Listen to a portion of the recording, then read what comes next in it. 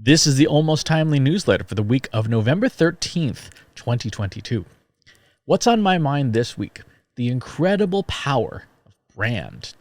Let's talk about the power of brand for a bit. How powerful is brand? To hear some marketers talk about it, it's this ephemeral, confusing, intangible mystery that's unmeasurable and therefore not worth paying attention to. To other marketers, it's the root of their marketing, the heart and soul of marketing itself. 20 years ago, when I was a much more junior marketing professional, I fell in the first camp, right? If you can't measure it, you can't manage it. And I was held accountable to very tangible numbers: leads generated, email signups, policies sold, ad inventory filled. If there wasn't a direct response on the other end of my marketing, I paid no attention to it because, well, that's what I was paid to do, right? Over time, I realized how short-sighted that approach is. Yes, of course, you still have to make your numbers. That's essential. That's non-negotiable, right? But the force that powers those numbers, which reduces costs, that makes transaction easier, that's brand. That is the power of brand. What is a brand? The origin of brand is literally that, a piece of hot iron, right, that you branded your livestock with so that you know which cows were yours. It was an identity literally burned into flesh. Now, thankfully, marketing has changed and evolved a bit since then.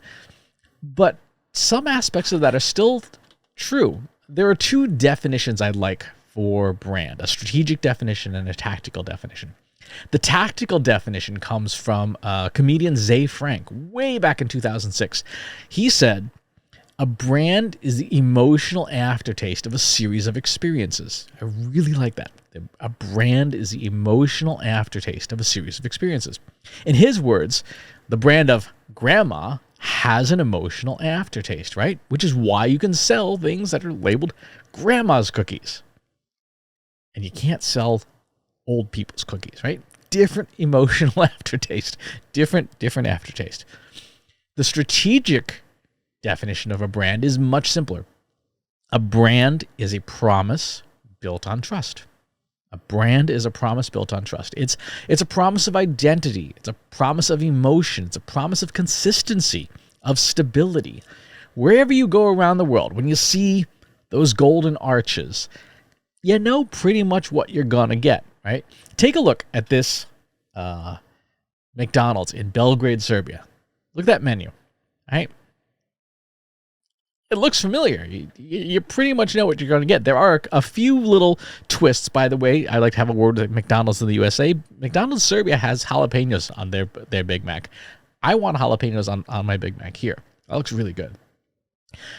Next, take a look at this McDonald's in Munich, Germany. Again, McDonald's, chili cheese, double pack menu. You want some coffee with your, I think that's cake. I'm not sure. And it's funny, this McDonald's, there's like 5 different languages all available there. There's Russian and Arabic and German and English. But it's McDonald's, right? Take a look at this menu from McDonald's in Seoul, Korea. You don't have to understand Korean to understand what you're looking at, right? It's pretty clear. Like, there's a Big Mac there. There's some other sandwiches there.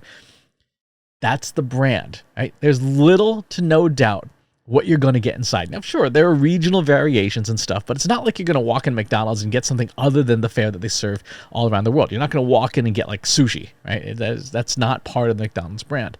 You're not going to get bone-in porterhouse steak. It's just not going to happen, right? That's the brand. That is the promise behind the brand. You know what you're going to get. Now, what does this have to do with the power of brand? This week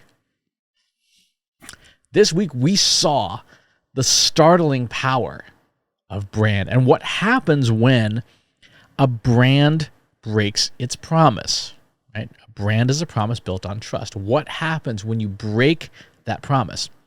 What brand is this? What's the promise behind this brand?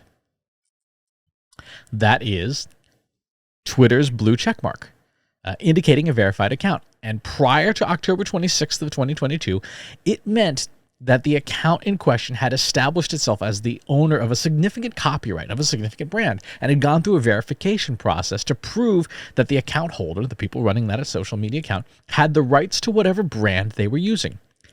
After October 26, 2022, that brand, the blue checkmark, and the companies that had it, the blue checkmark, by the way, it's a brand, very much a brand. It's meant something different. The account holder the account holder was paying $8 to Twitter, right? That's what that means. So the brand's promise, this brand, fundamentally changed. The previous promise was broken. It means something different now. It has a different context, and yet the enduring power of brand means that to many people, that little check mark still signifies the official or the real account of a brand, because a brand is an emotional aftertaste as well as a promise, and it takes time for tastes to change in our memory. So what? This doesn't demonstrate the power of brand, does it? It sure does. If you are Eli Lilly and Company, the multinational, multi-billion-dollar pharmaceutical company, on Friday, this tweet went out. Everything looks official, right? If you think the blue checkmark still indicates an official vetted account. In reality, this is not it. This is not their company account. This is a fake account. This is not the Twitter account of Eli Lilly and Company. By the way, I'd like to have a word with their social media manager. Their official account's handle is @LilyPad. The jokesters here got a better Twitter handle than you did. You probably should fix that. What were the consequences of this fake tweet from a fake account? Look at that. The stock price dived from $368 a share to a low of $345 a share. And as of the time of this recording, it's still pretty significantly down. Now, let's say, okay, going from 350 or 368 to 345, that's a little bit of money. How much money is that? Look at the market capitalization. The market capitalization, which is the value of the company on the stock market, went from $350 billion to $335 billion in a day. That little blue checkmark brand and the power of its now broken promise, which still has some sway because emotional aftertaste, was still enough to temporarily destroy $15 billion. $15 billion vanished in a day because of the power of brand. Now, this is actually two brands when you think about it, right? The broken promise of Twitter's blue checkmark brand and the unauthorized use of the Eli Lilly brand. Still, that's an incredible amount of money destroyed temporarily just because of the power of brand. If brand didn't matter, if brand had no value, it was just this intangible, ephemeral thing, if a brand wasn't a thing, then you could have a dozen fake Eli Lilly accounts on Twitter and no one would care. No one would notice. The stock price wouldn't move. But it most certainly did. And investors in that brand, the Eli Lilly brand, were punished for the broken promise of Twitter's brand. I have absolutely no doubt that Eli Lilly's lawyers are on their way to San Francisco right now to have a word with Twitter's management. You just don't make $15 billion of a company's capitalization vanish without consequences. This is the power of brand. Brand is the promise we make to our audiences, to our customers, that the experiences they've had will more or less be the experiences they continue to have. Brand is a promise built on trust. And like all things related to trust, it takes a long time to build that trust, and it takes almost nothing to break it. This is the question every marketer must ask of every stakeholder when they want to make substantial changes to a company. Change the pricing, change the model, change the goods and services. Are you breaking the promises we've made?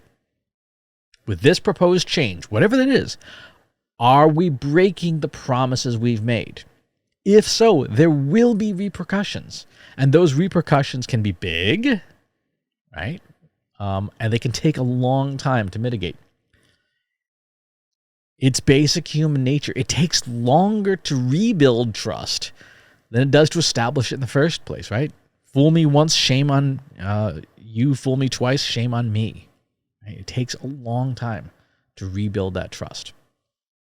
So the next time somebody questions the value of a brand, show them this example. Whenever you're at a conference or in a board meeting or a marketing meeting, or you're listening to an executive or a stakeholder question the value of brand, show them this example. Show them what happens when a brand breaks its promise, when a brand is misused, when a brand leaves a bad emotional aftertaste. Then commit to building your brand, growing your brand, investing in your brand as much as you can. We see the power of brand. We know the consequences when we do it wrong, but we also see the big difference, right? This I can't say this enough. This example shows just how big a difference that promise was, and then after the promise was broken. Billions of dollars on a promise. You now have a clear, tangible example of what a brand is worth. So, isn't it time that you invested in yours? Let's see what else we got in the news this week. In case you missed it, some of the stuff I was talking about this week, you become the company you keep. The one I would point you towards was You Ask, I Answer about how to start a brand from scratch. That was a lot of fun. I also had a fun interview this week with Despina Christou from Go Charlie on artificial intelligence as part of my ongoing series interviewing women in data science and AI. It was a really good interview. There's a link in the show notes, of course, in the newsletter. Let's look at jobs open this week. We have content creator at RedShark Digital, copywriting intern at RedShark Digital, data scientist at Tuvsud. I'm almost certainly pronouncing that wrong. Digital marketing manager at UPS, graphic design internship at RedShark Digital, manager of marketing and audience development at the Podglomerate, the senior manager of digital analytics at 1-800-Flowers, marketing assistant at the Podglomerate, product manager at Data for Good, senior product analyst at Vista, and web developer at RedShark Digital. So lots of good stuff there. New this week, you all got an email about it, but I'll reiterate it. The 2023 Marketing Planning Guide. I published it this week. Get your copy. It is free for a limited time, and it gives you week-by-week guidance about planning your 2023 marketing calendar. It's based on when people are going to be out of the office. So if your marketing relies on people being in the office, you want this calendar. If you are selling things that people use when they're out of the office, you still want this calendar. Grab the document. In other news this week, Bloomberg announced to its staff, be careful using Twitter as a data source. It's no longer reliable, which, yeah, it's been quite a week for them. We also have customer-centric content, 8 elements of an e-commerce content strategy, image SEO best practices in the news, how 2022 became the year of generative AI. Consumers want humans moderating content online, not just AI, of course, logically.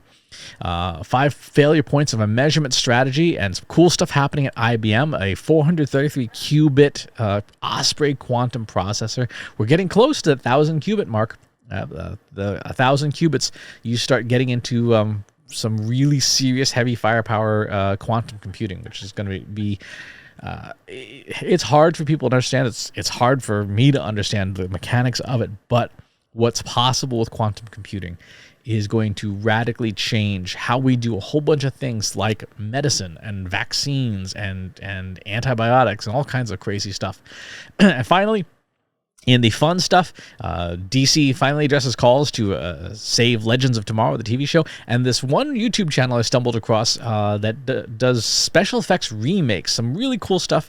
Not only did they show the remake, but they explain how the original effects were made, and I was blown away at just how inventive Lucasfilm was in the 1970s making Star Wars with all sorts of camera tricks to make it look like these were real spaceships. I mean, those effects, yeah, they look a little cheesy now compared to today's CGI, but for that period of time, almost 50 years ago now, you look at it and go, wow, that was really, really clever. Upcoming events, I'll be at SMPS in Las Vegas this coming week, and then I think it's holiday travel for the remainder of the year. That's the news for this week. Thank you for tuning in, for watching or listening or reading. I appreciate it.